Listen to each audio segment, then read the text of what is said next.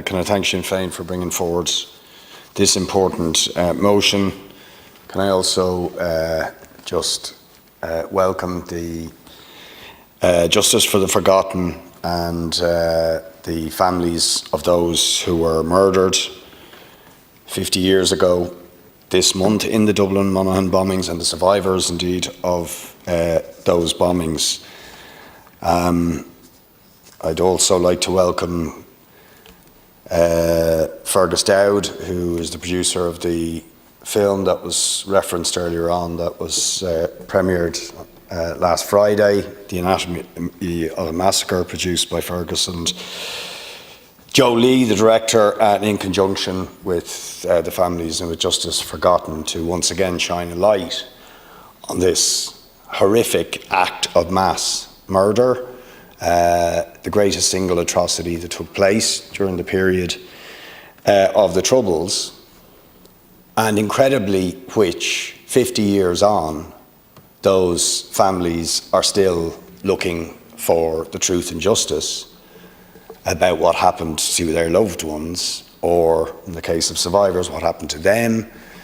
And no words I think any of us can say here can possibly convey or do justice to the pain, the loss, the tragedy, the impact, the trauma of this horrific act of mass murder carried out by loyalist paramilitaries with the collusion and involvement of the British state.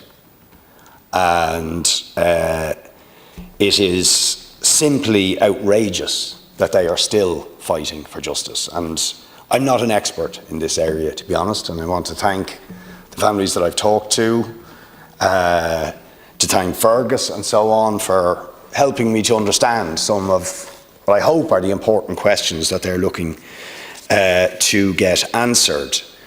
But one of the relatives of victims of that day, Cathy Doyle, asked me to show you and show the House these. These are the shoes of one of the victims, Jacqueline, who's 16 months old, Jacqueline O'Brien, who was murdered on that day, along with her sister, Anne-Marie, who was 4 months, and her mother and father, Anna O'Brien and Johnny. Anna was 22.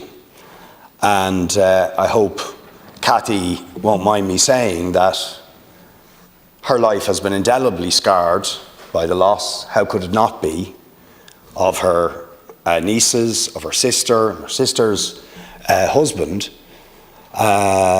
She remains traumatised. I asked her how she felt about the film the other night, and she said, to be honest, she was thoroughly shaken by all those memories being brought back.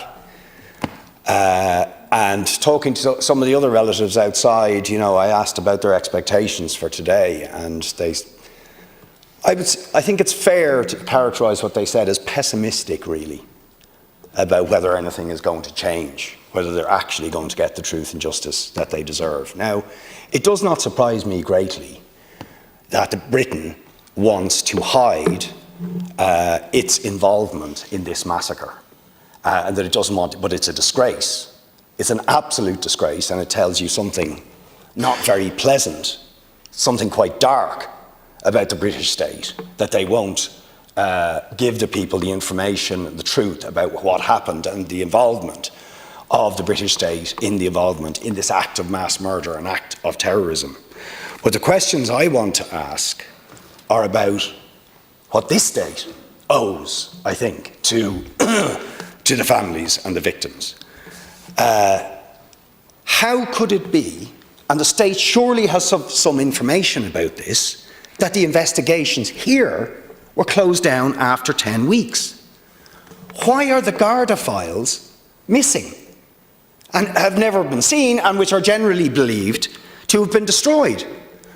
Why was the forensic evidence of the bombing sent north, and the person, James Donovan, the Garda forensic technical expert who did get some of the material, didn't know till 25 years later that the material had been sent to the north.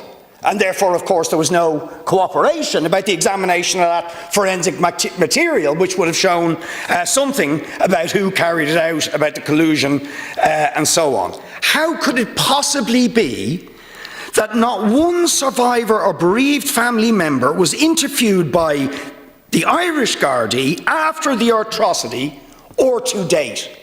Or to date.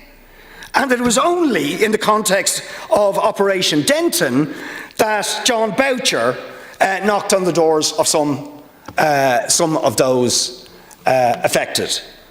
How could it be that the investigative material presented to the McEntee report has been blocked to be given to the family's legal teams with the use of the Commission of Information Act, which was passed in 2004 and can be blocked for 50 years? How could that be? That even now the Irish state is not willing to give those affected and the survivors the information that surely they are entitled to. How could it be that 29 justice ministers have refused to give over what information, evidential files and so on that have been sought by the families? These to me are absolutely incredible. So it's not just about what the British state refuses to disclose about its complicity with this atrocity, but the questions the Irish state has to ask about this.